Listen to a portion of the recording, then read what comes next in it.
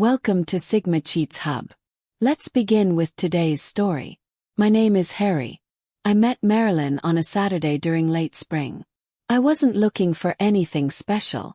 I had driven across town to visit my brother Ben, who had convinced me to help out at a charity event organized by his office. Grilling burgers, handing out water, that sort of thing. Marilyn was there too, helping at the sign-in table.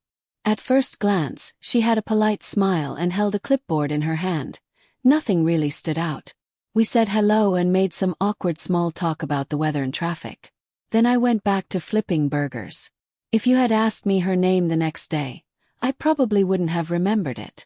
3 weeks later, I saw her again at Ben's backyard cookout. She came with his co-worker Lindsay, who she knew from a networking group. This time, she looked more comfortable, holding a glass of wine, laughing like she genuinely wanted to be there. We spoke again, and this time we talked longer. She asked what I did for a living. I asked her the same. She said she worked as a freelance marketing professional. I told her I was in private security management. She nodded like she was actually paying attention, not just being polite. Later that evening, we both ended up near the cooler at the same time. She looked at me for a moment and asked if I lived nearby. I told her I did. Just on the other side of the city. That was it. No flirting, no setup. Before she left, she asked if I wanted her phone number. I said, sure. She typed it into my phone and walked away. We started texting after that. Then came a few phone calls. After that, we met for coffee, dinner, and spent weekends together. Everything moved slowly, but it didn't feel boring. It felt natural, like we were following our own rhythm. Calm, no drama, no mind games. Looking back, that was probably the most dangerous part. When something begins quietly, you don't hear the warning signs. But that's how it all started. Marilyn and I dated for almost 2 years. We didn't rush anything. It wasn't full of sparks or poetry. It was simple, steady, and easy. She liked to plan things, weekend getaways, double dates, movie nights with themes. I was more of a quiet dinner and Sunday nap kind of guy. But I went along with her plans. It mattered to her, so I adjusted. She once told me, "That's what I like about you. You don't force things, you give people room." I took that as a compliment. We moved in together after a year, into a small townhouse on the edge of the city. It was quiet, tidy, and affordable. She turned the guest room into her home office for freelance work. I set up a small gym in the garage. We shared bills, furniture, and daily routines. Felt balanced, practical. When I proposed, it wasn't anything dramatic. Just the two of us, dinner at her favorite Italian restaurant, and a ring hidden in a dessert box. She cried, said yes, and hugged me like she had been waiting for that moment her whole life. We got married 6 months later. A simple wedding, 50 guests, in the backyard of Ben's house. Marilyn handled most of the planning. She was good at planning. Details, colors, seating arrangements. I just showed up, smiled, and said the vows. Right after the wedding, I was offered a management position at a larger security company. It came with more responsibility and better pay. But the hours were unpredictable. There were night shifts, some weekend work, and occasional travel for out-of-town clients. She encouraged me to take the job. "We'll work it out," she said. "It's for our future." So I accepted the offer. The first few months flew by in a blur. Training, traveling, meetings, and phone calls at 3 a.m. I kept telling myself it was temporary. Just part of moving up in my career. Things would settle down eventually. Marilyn took on more clients too. He stayed busy. I'd come home late to the faint smell of leftover takeout in a dark hallway. We'd exchange a few words, a tired hug, a quick kiss, then go to bed. It wasn't passionate, but it felt like a partnership. At least that's what I believed. Now I realize, what we had wasn't falling apart. It was already broken. We just hadn't heard the crack yet. The thing about distance is, it doesn't always begin with miles. Sometimes it begins with silence. Few months into the job, things started to change. At first, Marilyn didn't say much, just small differences. I'd return from a 4-day trip, and she wouldn't ask how it went. I'd mention a stressful call with a client, and she'd nod distractedly, like she was just waiting for me to stop talking. She stopped cooking, said she was too tired, said she never knew when I'd be home. So what was the point? I tried adjusting, came home early when I could, rescheduled some trips. But it didn't make a difference. She became short-tempered over little things. Dishes in the sink, me forgetting to buy oat milk. She rolled her eyes more, laughed less. One night, I came home after a long trip from Phoenix. Delayed flights, rerouted connections, barely 3 hours of sleep. I dropped my bags, sat down, and she didn't even look up from her laptop. "Hey," I said. "Miss me?" Without looking away, she replied. "You were gone." I laughed at first, thinking she was joking. But when I looked closely, I saw she wasn't even trying to pretend. That night in bed, she turned her back to me and said, "Are you even happy with this job, or with us?" I stared into the darkness. What kind of question was that? She added, "Just seems like you don't even want to be here." Sat up. "Marilyn, I'm doing this for us. This job gives us stability. The house, the bills, everything." She didn't reply. She just pulled the blanket tighter around her. Things got worse after that. She began accusing me, first with questions. "You ever get tempted while you're out there?" Then with comments. "You probably enjoy being away more than being here." And then one night, just bluntly, "You're seeing someone, aren't you?"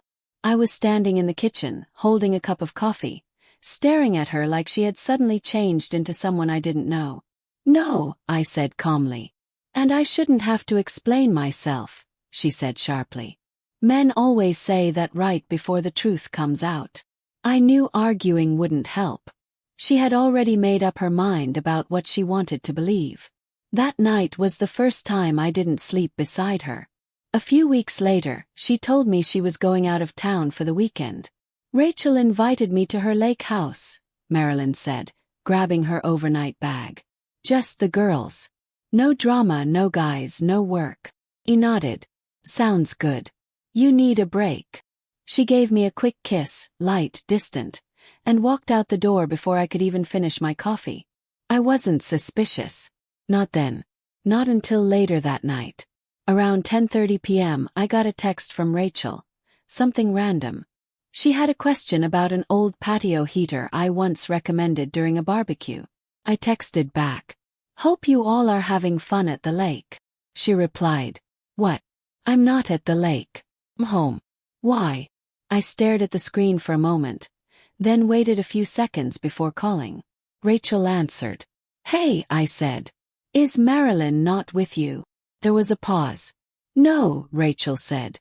"I haven't seen her in a few weeks. Is everything okay?" "Yeah.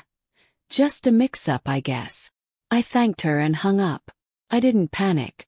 I didn't call Marilyn. I just sat there on the couch, TV on mute, heart beating steady. She walked in the next day around noon, wearing sunglasses, smiling, holding a caramel latte like nothing was wrong. "Hey babe," she said, tossing her keys into the bowl. "Trip was great. We should go together next time." I waited until she took off her shoes. Then I asked, "How's Rachel?" She didn't hesitate. "Good. Still obsessed with those true crime podcasts.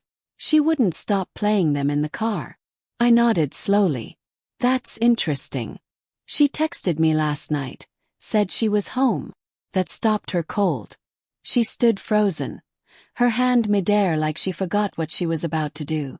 "You lied," I said, not as a question but as a statement. She paused, her eyes flicking toward the front door, then back at me. "Okay, fine. I wasn't with Rachel." "Then where were you?" Silence. "Marilyn." More silence. Finally she mumbled. "It's not what you think." I leaned back in my chair. "Then you should start explaining, because I'm not going to fill in the blanks for you." That was when everything began to fall apart.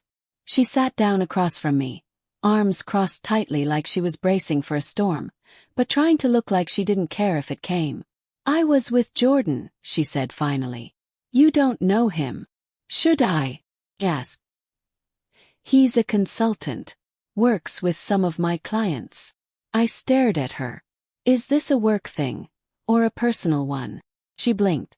It didn't start like that. Did it end like that? Silence again. Then she leaned forward. You want honesty. Fine. You've been gone, Harry. Maybe not physically every day, but emotionally. You checked out a long time ago. I felt invisible.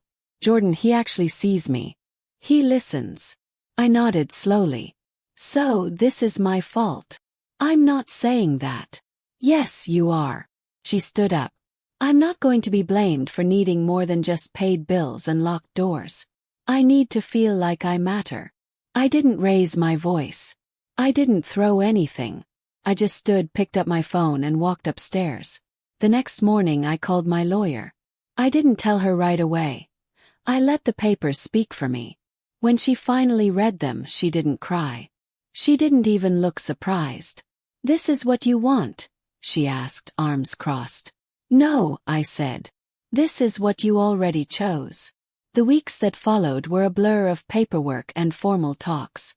Every phone call felt like a business meeting. Every decision about property became a tug of war. She got the car, kept the house. She took a portion of the savings. I stayed silent. Every time we had to speak, she found a way to say something sharp. Jordan actually enjoys traveling with me.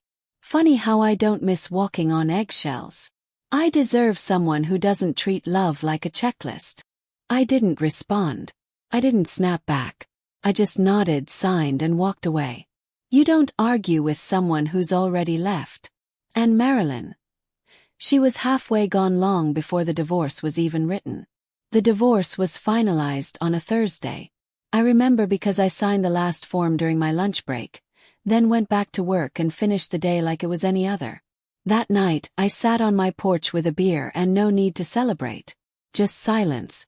The kind that doesn't expect anything from you. 1 week later, 7 days, I got a call from Ben. You sitting down? He asked.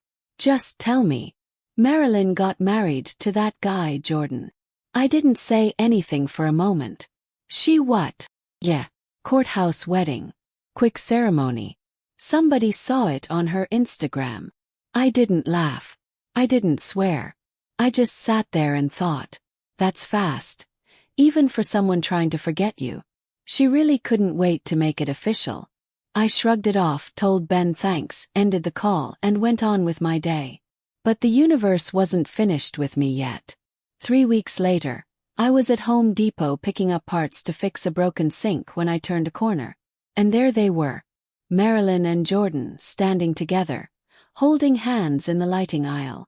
She saw me first. Her face went pale, then turned red, like she couldn't decide if she was angry I saw her or just embarrassed by what I saw. Jordan. Let's just say he didn't quite match the image she had painted during the divorce. He was shorter than I expected. Thin, with a patchy beard. His shirt looked 2 sizes too big, and he had the lost look of someone still trying to figure out what aisle the tools were in. I looked at her, then him, and couldn't help it. Smiled. Small, honest smile. Hey, I said. Hope you two are doing well. Jordan gave a small, awkward nod. Marilyn forced a tight smile. Yeah, we're good. She clutched his arm like it was a life raft, like I was some ghost she didn't want to acknowledge. All right then, I said. Take care. And I walked away. I wasn't smiling out of bitterness. I smiled because I finally saw it all clearly. She thought she traded up. Thought she won. But standing in that buzzing hardware store, under cheap ceiling fans and fluorescent lights, I knew exactly who walked away with peace. After that day, I didn't think about Marilyn much. Not with anger. Just in that quiet, distant way you remember a street you don't drive down anymore. Focused on work. Fixed up the house. Started running again. Nothing dramatic. No revenge story. Just stability. Routine. Funny thing is, a few months later, I ran into Stacy, one of Marilyn's old friends. She spotted me outside a cafe and walked over like we were long-lost classmates. I heard about everything, she said, pulling down her sunglasses. I always thought you were too good for her. I gave her a polite smile.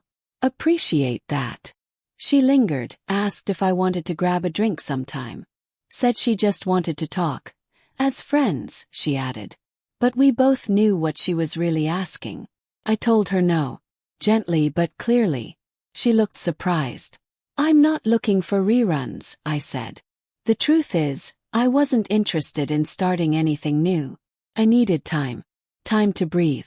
To stop seeing relationships as puzzles I had to solve. I wasn't bitter. Just done. I've thought a lot about all of it since then. Not just Marilyn but the whole experience. What it cost me. What it taught me. Here's what I've learned. If someone wants to misunderstand you, they will. You can explain, reason, try your best to compromise. But if they're looking for a villain, they'll turn you into one no matter what. And the moment you feel like you have to defend your character every single day, that's not love. That's war just moving in slow motion. Marilyn didn't break me. She gave me clarity. I used to think losing her was a failure. That if I'd just done more, been home more, said more, cooked more, it might have worked. But now I know. She was gone long before she ever left the house. People like that don't want partners. They want spectators. Someone to clap, to praise, to make them feel adored at all times. And that's not who I am. The first time I met Marilyn, she barely stood out, just a face in the crowd. And now, when I think of her, that's exactly what she is again. A face I walked past and never needed to look back at. Thank you for watching.